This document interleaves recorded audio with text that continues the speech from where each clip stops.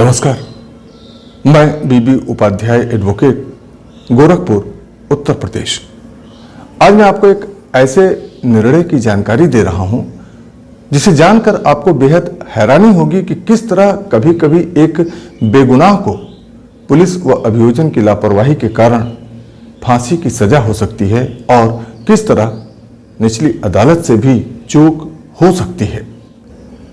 इस मामले में विचारण के दौरान आरोपी के बेगुनाही की ओर कोर्ट का ध्यान ही नहीं गया और पहले सेशन कोर्ट ने उसे फांसी की सजा सुनाई और बाद में उच्च न्यायालय द्वारा उस मृत्युदंड की पुष्टि भी कर दी गई।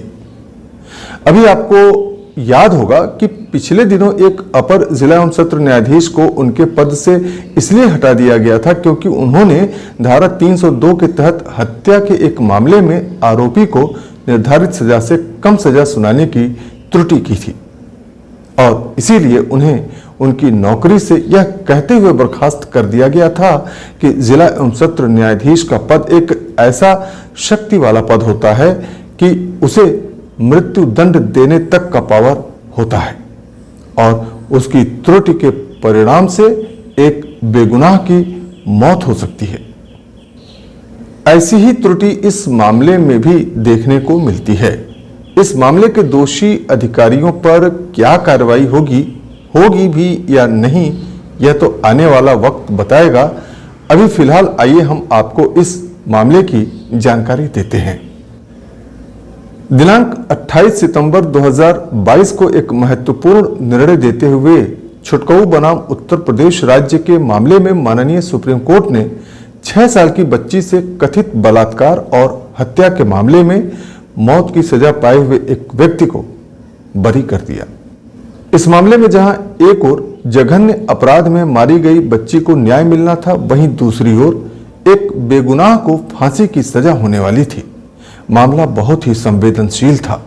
दो नागरिकों को न्यायालय से न्याय मिलने की उम्मीद थी जिसे माननीय सर्वोच्च न्यायालय ने निर्णित किया और एक निर्दोष को मृत्युदंड से बरी करते हुए न्याय किया।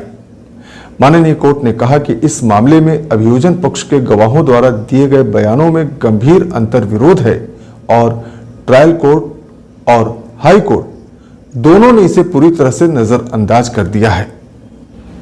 Justice S Abdul Nazeer, justice as Bopanna और जस्टिस वी राम सुब्रमण्यम की बेंच ने मामले की सुनवाई की। न्यायालय ने कहा कि कोर्ट किसी के साथ हुई नाइंसाफी की भरपाई किसी बेगुनाह को सजा देकर नहीं कर सकता। पीठ ने यह भी कहा कि आरोपी इतना गरीब है कि वह सत्र न्यायालय में एक वकील को भी नियुक्त करने का खर्च नहीं उठा सकता था। इसीलिए जिला एवं सत्र न्यायाधीश की अदालत में एक वकील की सेवा उसे एमिकस के रूप में दी गई थी।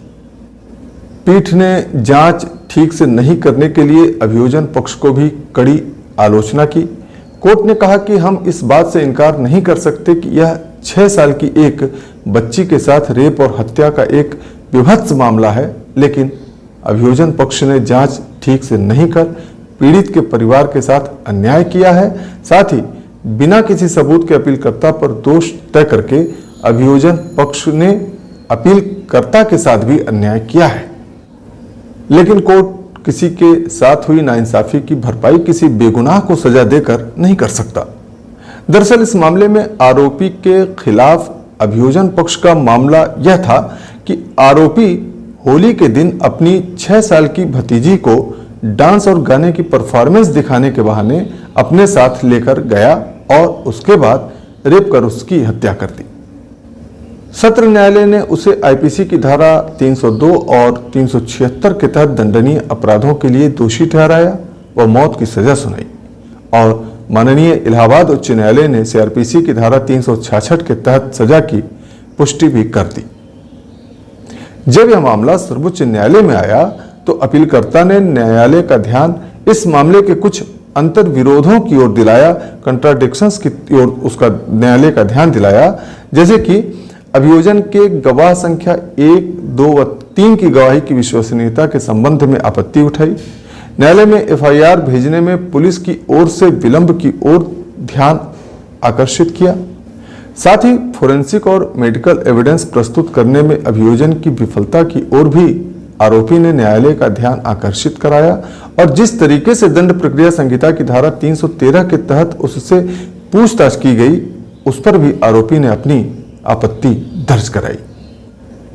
इन सब आपत्तियों को सुनने के बाद माननीय सर्वोच्च न्यायालय ने कहा कि मामले में यह स्पष्ट है कि आरोपी ने शुरू से ही अपने बचाव में यह कहा था कि उसे स्थानीय रूप से एक शक्तिशाली व्यक्ति के इशारे पर जानबूझकर फंसाया जा रहा है, जिसकी पत्नी गांव की प्रधान भी है। रिकॉर्ड पर मौजूद सबूतों का हवाला देते हुए न्यायालय ने यह भी कहा कि वह स्थान जहां पुलिस ने पहली बार शव देखा था के संबंध में कई विरोधाभास हैं। वह व्यक्ति जिसने शव लिया था और जिस स्थान पर शव ले जाया गया था और जांच करने के स्थान, तिथि और समय के बारे में भारी विरोधाभास है।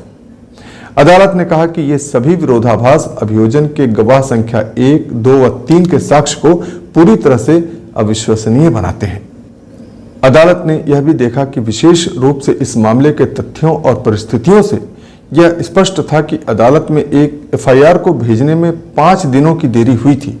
साथ ही अभियोजन पक्ष ने घोर लापरवाही करते हुए आरोपी अपीलकर्ता का डॉक्टरी जांच भी नहीं करवाया था, जो निश्चित रूप से अभियोजन के मामले के लिए घातक है। अपील की अनुमति देते हुए न्यायालय ने कहा कि आरोपी के द्वारा दिए गए बयानों में गंभीर रूप से निहित अंतर्विरोधों को दोनों अदालतों द्वारा विधिवत नोट नहीं किया गया। जब अपराध जघन्य है तो न्यायालय को भौतिक साक्ष्य को उच्च जांच के तहत रखना आवश्यक है। इन सब तथ्यों पर सावधानीपूर्वक विचार करने के बाद माननीय सर्वोच्च न्यायालय ने पाया कि अभियोजन साक्षी संख्या 1, 2 व 3 के बयानों के आकलन में पर्याप्त सावधानी नहीं बरती गई है। किसी ने यह नहीं बताया कि अदालत को एफआईआर किसने भेजी और हैरानी की बात है कि पोस्टमार्टम रिपोर्ट की कॉपी भी एसएचओ को 13 मार्च 2012 को मिली थी, जबकि पोस्टमार्टम 9 मार्च 2012 को किया गया था। ये सब विसंगतियां निश्चित रूप से अभियोजन द्वारा अनुमानित कहानी पर एक मजबूत संदेह पैदा करते हैं, लेकिन दोनों न्यायालयों ने इसे पूरी तरह से नजरअंदाज कर दिया। इस प्रकार माननीय सर्वोच्च न्यायालय ने आरोपी को संदेह का लाभ देते हुए बरी कर दिया।